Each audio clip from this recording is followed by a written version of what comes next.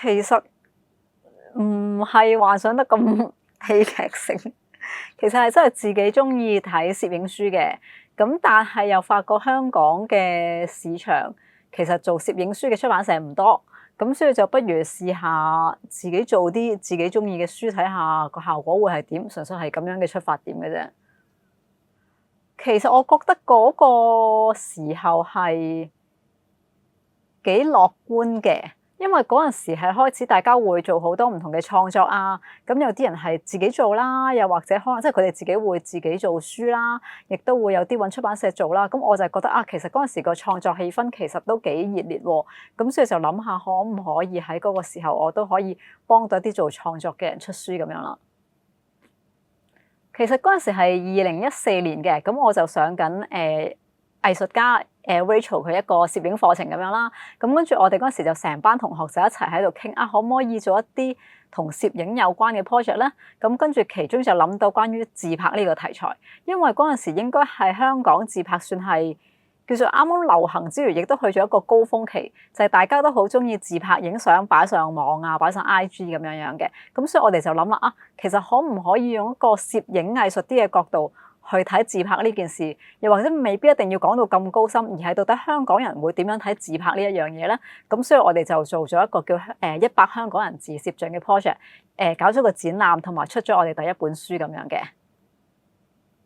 其實嗰陣時開頭，因為冇人識我哋嘅，所以我哋開頭係自己揾咗一啲香港嘅 artist 啊，或者可能係一啲網絡上比較，即係我哋而家稱為 KOL 嘅人嚟一齊參與呢個活動嘅。咁除此之外咧，我哋亦都係公開招募啦，咁係廣大任何香港市民都可以去參與咁樣嘅。咁我哋就從中揀咗100張相出嚟，去做成呢個展覽同埋做本書咁樣嘅。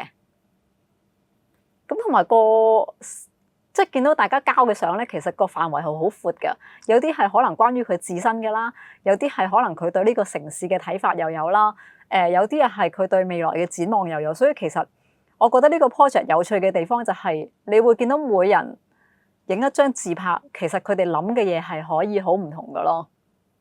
我喺 Rachel 嗰個班嗰度讀書噶嘛，咁所以亦都有其他同學仔嘅，咁變咗我哋幾個同學仔夾埋一齊嚟做噶咯，所以就唔係話淨係我，雖然我係出版社一個 one man band，咁但係其實中間係好多人幫手，而係好多人嘅血汗嚟噶。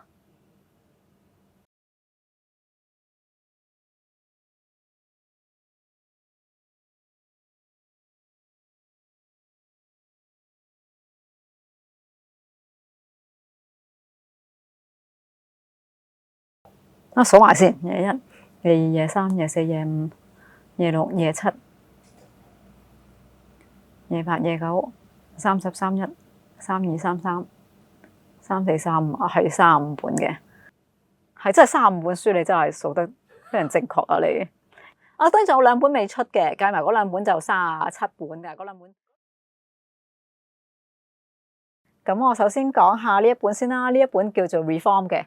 咁呢一個應該就係我記得我係上網睇咗佢啲作品，覺得非常之有趣，所以就接觸佢嘅。咁個作者即係個攝影師就叫做黃建榮 Edith 嘅。咁佢係專門拍一啲咧好有趣嘅街拍作品嘅。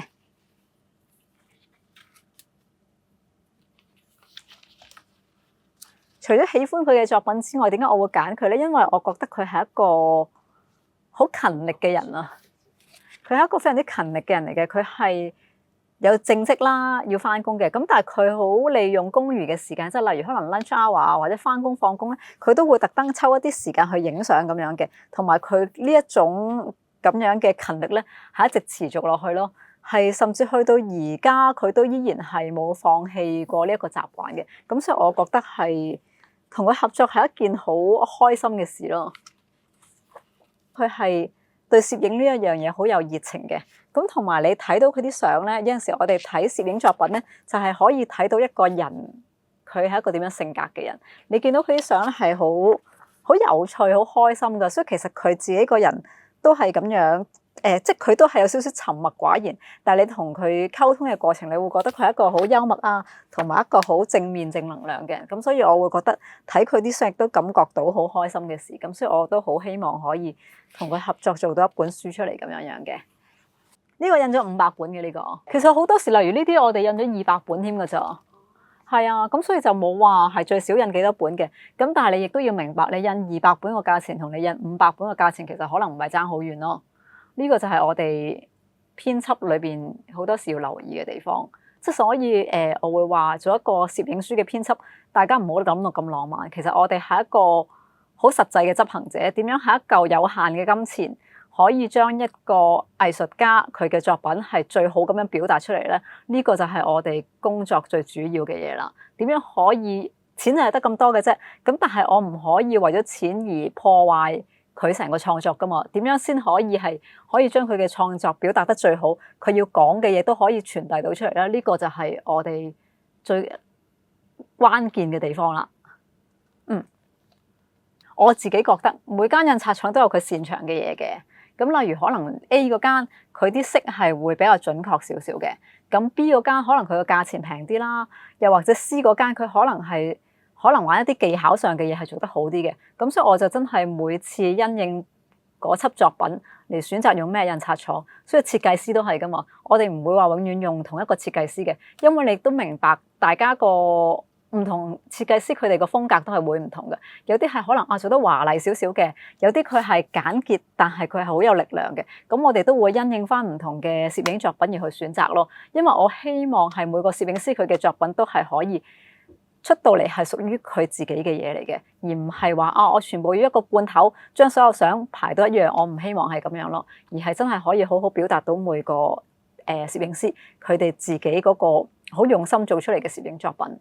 呢個係我哋嘅目標，或者咁講，我就係嗰個中間人啦，係啦，就係好似電影監製咁。例如我先同去個攝影師溝通你嗰輯作品係想點樣表達咧？例如我成日都會有個做例子嘅，就係我會可能如果係街拍作品，我可能未必會下下做到好大本嘅，我可能會選用一啲好輕身嘅紙，同埋做到個 book 嘅 size 比較細，咁嚟方便人哋睇。因為你一路睇嘅時候就可以感覺到你街拍一路喺條街度行嗰個速度嘅。咁但係有啲相又唔同啦，佢哋可能係需要你好仔細咁樣睇佢每一個細節嘅。咁我哋就可能會用一啲比較厚身少少嘅紙啦，同埋可能會做得大本啲，咁等讀者係可以擺喺個台面度慢慢咁樣睇。書嘅設計就係控制讀者去點樣欣賞一輯作品嘅節奏，咁所以個書嘅設計其實係好重要咯。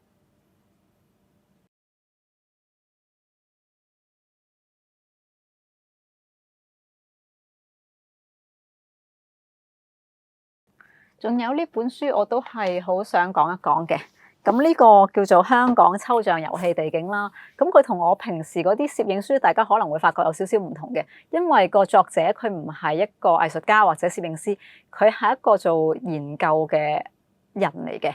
咁但係咧，呢本其實都係有好多攝影作品嘅，大家可以望一望。你會見到咧，其實佢有好多香港嘅歷史嘅遊樂場圖片㗎。呢個我覺得呢本書我自己好中意，同埋覺得佢好神奇嘅地方就係咧，其實呢啲相咧已經係好難揾到㗎啦。咁但係作者佢為咗做呢一個研究咧，佢係真係用咗好多途徑，例如可能揾翻一啲政府嘅歷史檔案嘅圖片啦，甚至佢係網上面咁樣叫大家你會唔會有呢一個遊樂場嘅相可以俾我擺落本書度啊？所以其實佢係收集咗好多民間唔同嘅相片，先至可以做成咗呢本書，令個歷史可以咁樣記錄喺呢度咯。咁所以呢本書我自己覺得係一個好珍貴嘅攝影作品嚟嘅，係啦。咁跟住仲有就係呢本我哋係第一版嚟嘅，個初版完成賣晒之後咧，我哋就做咗一個平裝版咁樣嘅。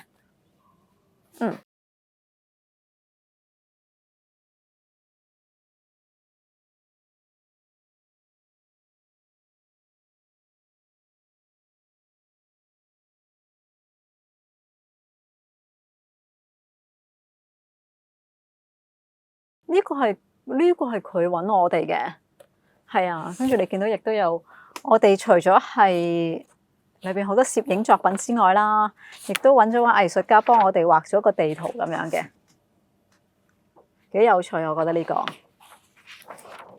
佢有趣之餘，佢仲係真係一個好有意義，可以表達到到底嗰啲遊樂設施喺邊個位置啊嗰啲咁樣咯。呢本我自己係真係好中意嘅，因為真係好有歷史價值。啊，好感動嘅，因為睇翻好多啲遊樂場咧，其實而家已經唔存在㗎啦。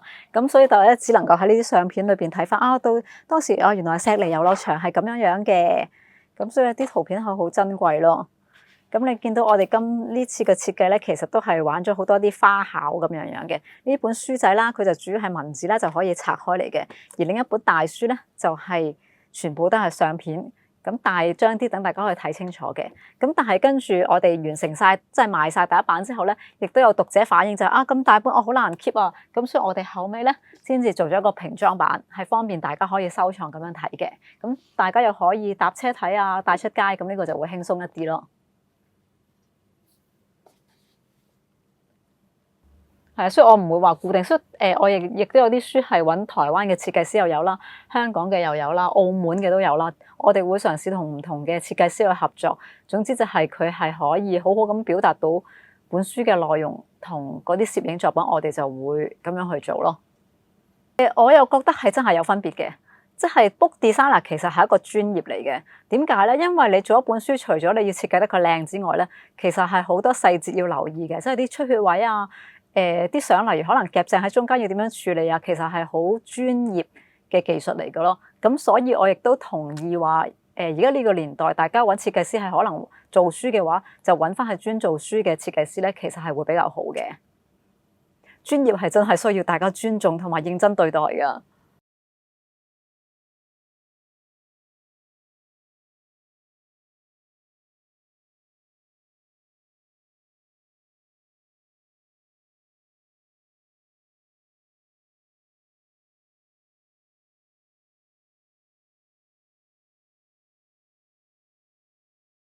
好似例如，如果講話設計花巧呢一本都係好花巧，你就咁睇咧，好似冇乜特別咁樣。咁但係其實咧，佢係全部連住係非常之長噶。咁所以呢個咧就係嗰個印刷上要花技巧嘅位啦。因為如果佢黐得唔好咧，佢可能成本會歪啦，又或者可能會浮起啊嗰啲咁樣嘅。咁所以呢個都係要花好多心機去製作噶咯。所以印刷廠亦都係好重要嘅伙伴嚟嘅，對我哋嚟講。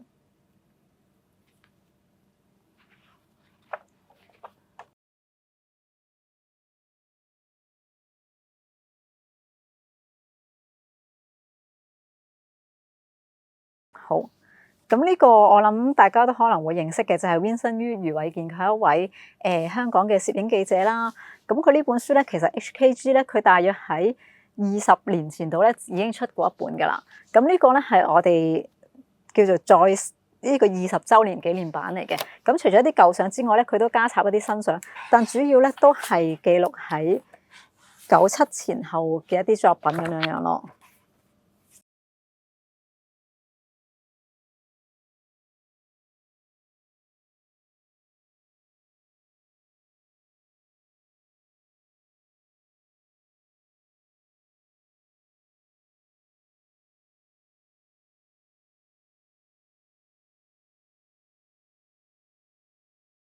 係啊，我覺得緣分係一個重點嚟嘅，係啦。咁其實就係呢位攝影師阿 Frank Lee 就過咗身，咁跟住所以佢妹妹咧就想同佢做翻一個紀念嘅作品。咁而且佢係除咗將佢係以前可能出版過或者公開過嘅作品之外，佢亦都揾咗一啲係可能例如佢擺喺屋企嘅一啲菲林。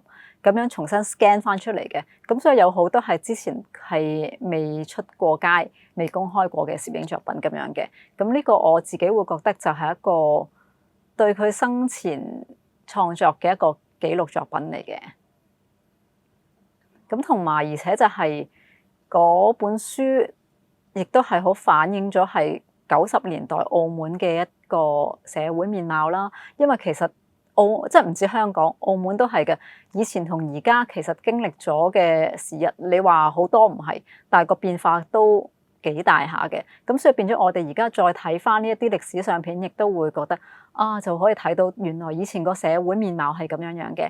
可能大家人民關心嘅嘢或者喜愛嘅嘢，同而家原來係唔同嘅。即係我覺得呢個都係一個好需要大家可能好值得保留，同埋從中係可以讀到好多、知道好多嘢嘅一個媒體咯。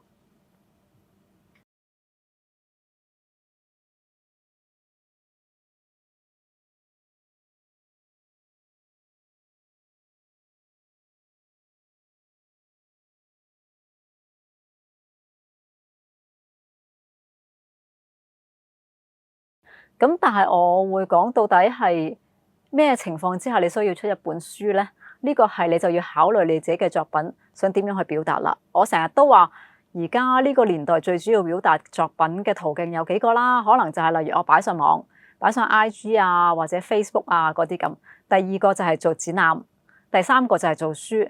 咁其實呢三個媒介咧，佢哋各有各嘅好處嘅。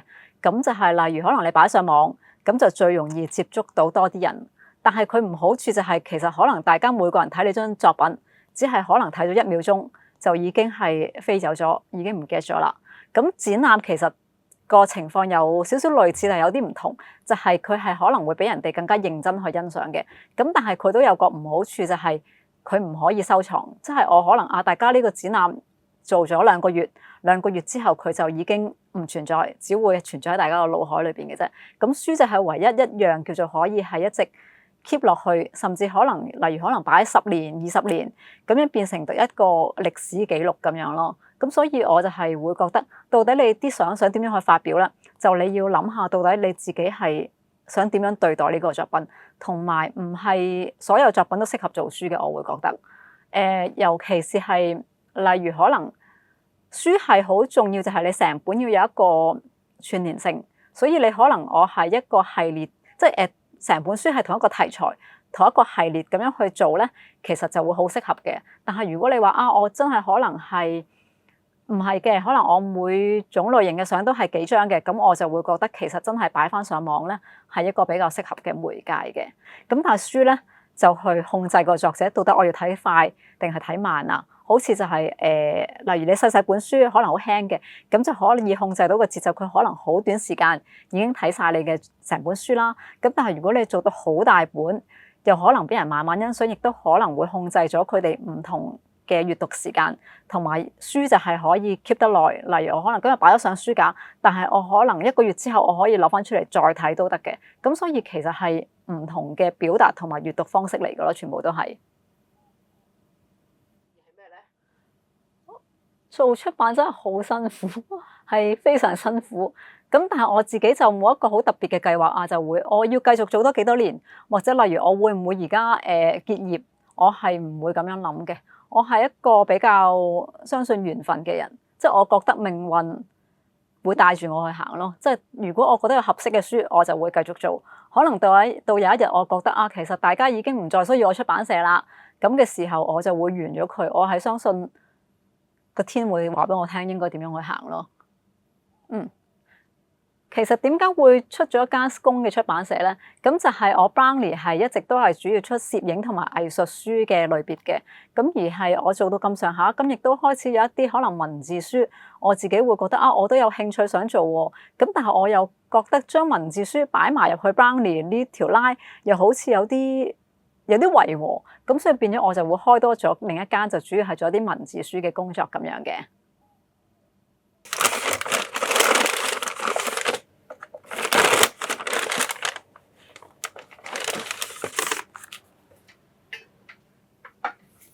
係《圍頭與客家》係。咁《圍頭與客家》呢本書咧，咁其實就由2位作者劉澤明同埋鄧以佳寫嘅。咁一位就係一個研究語言嘅學者啦，另一位佢就係新界原居民嚟嘅。咁佢自己本身係一位記者，咁所以就合作寫咗呢本書。咁其實雖然佢就係主要介紹圍頭與客家啦，但係其實佢反而係探討香港本土語言嘅發展咁樣嘅。就係例如我哋可能而家大家平時講開廣東話，即係好多人都以為香港人由始至終都係講廣東話㗎喎。咁但係其實原來你睇翻歷史就係咧，原來香港開埠之初咧，講圍頭同客家話嘅人咧係最多嘅。咁所以就係變咗我哋都會好想去了解翻，到底香港以前係點樣樣嘅咧？我哋都想揾翻到底我哋個根本身係點樣。我自己都會好有興趣想去知道，亦都覺得係好需要俾大家去知道，甚至係去留意、關注翻呢件事，關注翻我哋自己本身嘅歷史係點樣樣咯。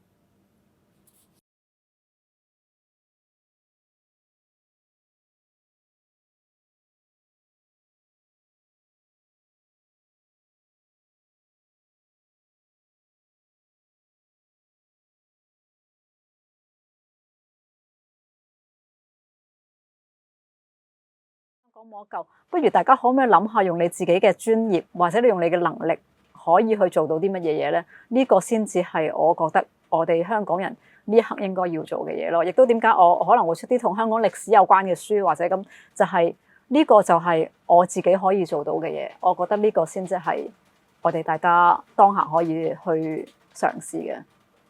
咁但係純粹我自己就會覺得，我做出版就係我有啲嘢想做，我就去做咯，只係咁樣。我亦都希望每個人都係，即係無論你可能係寫書嗰個，你可能影相嗰個，又或者你可能只係去書店買書嗰個都好，只要你覺得嗰件事係啱，你自己覺得嗰件事係你中意，認為係好嘅，咁就去做。咁呢個就其實已經係對個世界好大嘅幫助噶啦。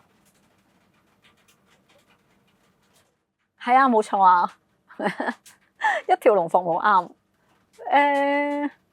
諗下先，由開頭接觸作者，跟住到可能一啲編輯嘅工作，然之後就校對、排版、設計、印刷、發行、銷售咁樣咯。咁個過程其實都幾繁瑣，所以咧，我哋呢啲真係做 admin 嘅工作嚟嘅，其實係。但係你亦都明白，你要呢個行業可以蓬勃起嚟，即係唔係就係講緊我出版社，而係講緊成個藝術書嘅行業。你係要更加多一啲本身唔接觸嘅人，佢哋去接觸呢件事，更加越嚟越多人去識得欣賞、識得買，咁呢個行業先至會發展得好噶嘛。所以呢個反而係我哋嘅目標咯。點樣可以普及到另一啲我本身係可能唔睇書嘅，或者我睇書唔睇藝術書嘅，都會去接觸咧。呢個亦都係點解我哋好多時會花咗比較多心機喺設計上邊。就我希望你行過可能見到咦幾靚喎，咁跟住就會攞起本書嚟望下。呢個就係我哋想做嘅嘢啦。係啊，冇錯啊，即係我唔係就係做出版嘅，我自己會做好多 freelance 啊 part time，先至可以維持到出版社嘅運作咯。所以出版對我嚟講係興趣嚟嘅啦，其實係真係純粹係想做啲自己想做嘅嘢咯。而家就係同其他唔同嘅出版社夾埋咗一個倉咁樣咯。咁我就係租咗一個櫃咁樣嘅。其實我哋做出版最困難嘅位咧，就係點樣去存倉啊？即係你印咗咁多書，你點樣去收藏咧？即係香港係寸金尺土噶嘛，我哋點樣揾咁多地方？呢個就係我哋最苦惱嘅位啦。咁所以變咗我好多時喺印量嗰度控制，就每本書唔會印好多，我係大約估計到個銷量係幾多，我就印幾多，賣晒就算啦咁樣。如果你問我作為一個出版人有咩 advice，我會話大家過好自己嘅生活，過好自己嘅生活。同埋有咩想做就做，有咩想寫就寫，有咩想影就影。呢個係你會發覺你嘅生活會因為咁而唔同。係就係咁啦。